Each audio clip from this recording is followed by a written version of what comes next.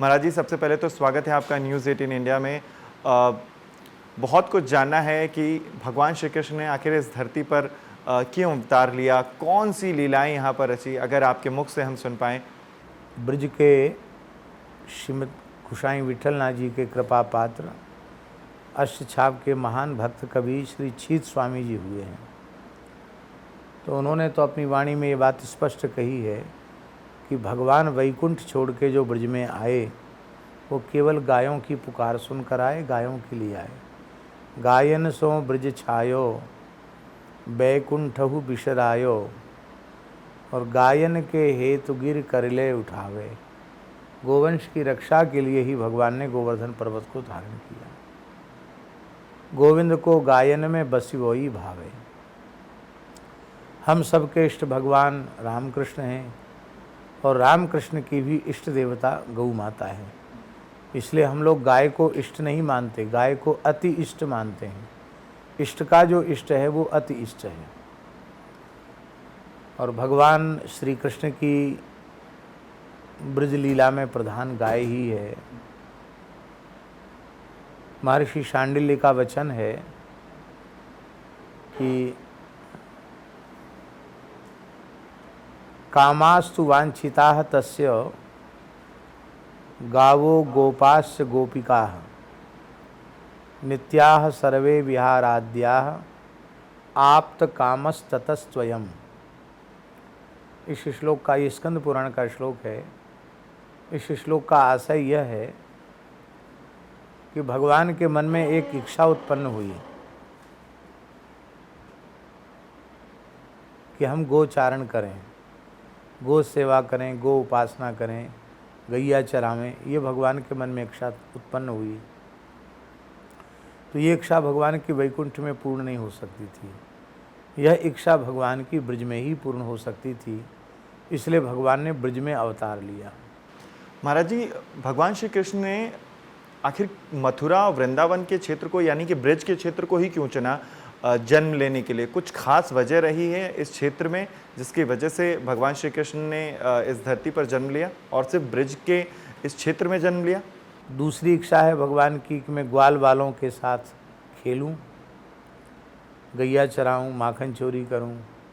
यह इच्छा भी वैकुंठ में रहकर पूर्ण नहीं हो सकती थी। इस इच्छा की पूर्ति के लिए भगवान ब्रज में आए। और तीसरी भगवान की इच्छा थी कि जो वेद की ऋचाएँ, बड़े बड़े तपस्वी ऋषि मुनि महर्षि मुझे कांत भाव से प्राप्त करना चाहते हैं, मधुर भाव से प्राप्त करना चाहते हैं, तो उनको कृपापूर्वक रास में प्रवेश दिला करके उनके मनोरथ की पूर्ति करें। तो गोपियों के संग जो भगवान की दिव्य महारास क्रीड़ा हुई, ये चंद्र सरोवर भगवान की महारास स्थली ही है। सारस्वत कल्प के अनुसार यहाँ भगवान का महारास हुआ था। तो ये तीनों इच्छाएं ब्रज में पूरी होती हैं, गैया चराने की, ग्वाल वालों के संग खेलने की और गोपियों के साथ मधुर रास करने की। इसलिए भगवान ब्रज में अवतार लेते हैं। और ब्रज में भगवान अपने अवतार भूमि के रूप में मथुरापुरी का चयन करते हैं।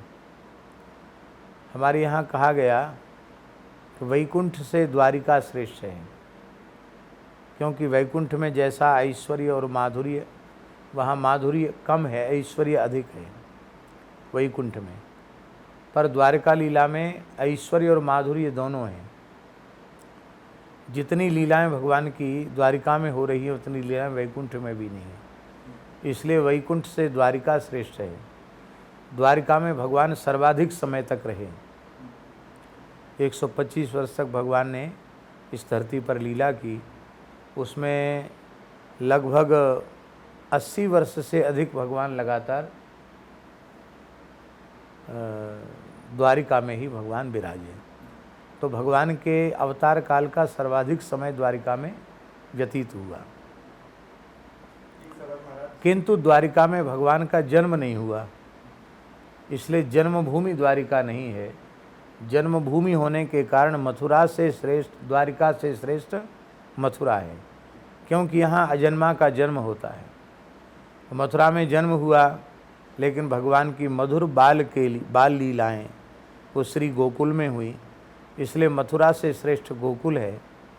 पर गोकुल में केवल भगवान की शैशव लीलाएँ हुई, फिर भगवान ने बछड़ा चराए, फिर भगवान ने गैया चराई, भगवान ने असुरों का संहार किया, गोपियों को महारास में कृतार्थ किया।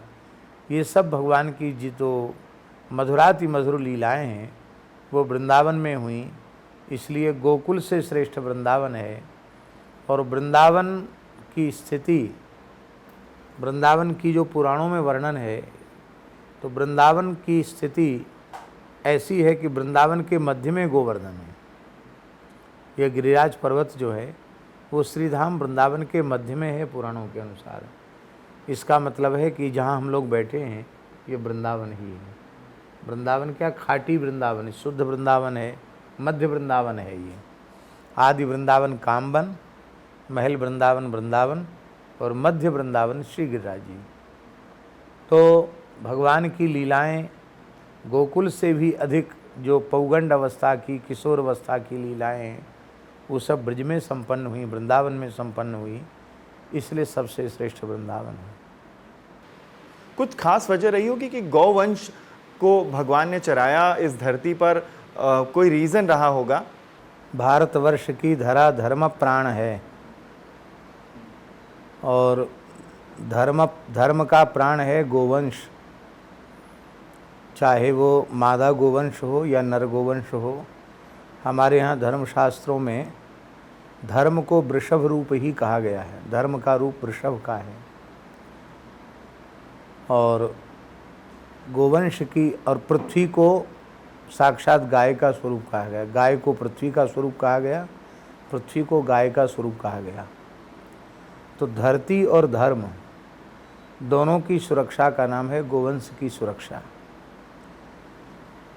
और जब गोवंश सुरक्षित होगा तो केवल भारत की धरती नहीं, संपूर्ण विश्व की पृथ्वी, सारी धरती सुरक्षित होगी और मानव धर्म सुरक्षित होगा।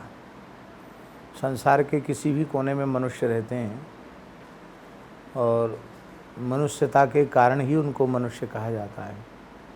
मानवता सुरक्षित होगी, यही एकमात्र इस गौशाला का प्रयोजन है कि कम से कम सप्तकोश गिरिराज में जो गाय हैं वो अनुचित स्थान पर न जाएं, बधशालाओं में न जाएं, उनको गिरिराज जी की तलहटी में और संरक्षण प्राप्त हो, उनका संवर्धन हो।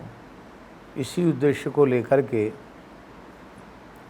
ब्रज के महान सिद्ध संत, भगवत प्राप्त संत, परम पूज्य बाबा श्री ठाकुरदास जी महाराज के सत्संकल्प से, पूज्य सद्गुरुदेव श्री गणेश शास्त्री भक्तमाली जी के सत्संकल्प से इस गौशाला की स्थापना हुई। और यह गोवर्धन की बहुत प्राचीन गौशाला है, ब्रजवासियों के द्वारा ही यह संचालित है। इस समय 1200 गोवंश, जो बधिकों से छुड़ाया हुआ गोवंश है, अनाश्रित गोवंश, यहाँ उत्तम सेवा प्राप्त कर रहा है। और गोवंश का दर्शन करके यह नहीं लगता है कि ये कसाईयों से छुड़ाई हुई, तस्करी से छुड़ाई हुई गायें हैं। उनकी सेवा इतने पूज्य भाव से यहाँ हो रही है कि आपने देखा भी होगा, सभी गोवंश स्वस्थ और प्रसन्न है। महाराज जी, श्री हरि ने कृष्ण का अवतार इस धरती पर क्यों लिया? भगवान ने स्वयं ही अपने मुखारविंद से कहा, यदा यदा ही धर्मस्य ग्लानिर्भवति भारत अभ्युत्थान मधुर्मस्य तदात्मानं सृजाम्यहं परित्राणाय साधूनां विनाशाय च दुष्कृतां धर्म संस्थापनार्थाय संभवामि युगे युगे। तो इसमें तो कुछ पूछने की आवश्यकता ही नहीं, क्योंकि भगवान स्वयं ही कह रहे हैं कि जब जब धर्म की ग्लानि होती है, अधर्म बढ़ता है, तब तक मैं धर्म की स्थापना के लिए, अधर्म के नाश के लिए और दुष्टों के विनाश के लिए और सज्जनों की रक्षा के लिए मैं प्रत्येक युग में अवतार लेता हूँ। भगवान ने स्वयं अपने अवतार की बात कह दी। बहुत बहुत धन्यवाद महाराज जी, हमसे बात करने के लिए, न्यूज़ 18 से बात करने के लिए।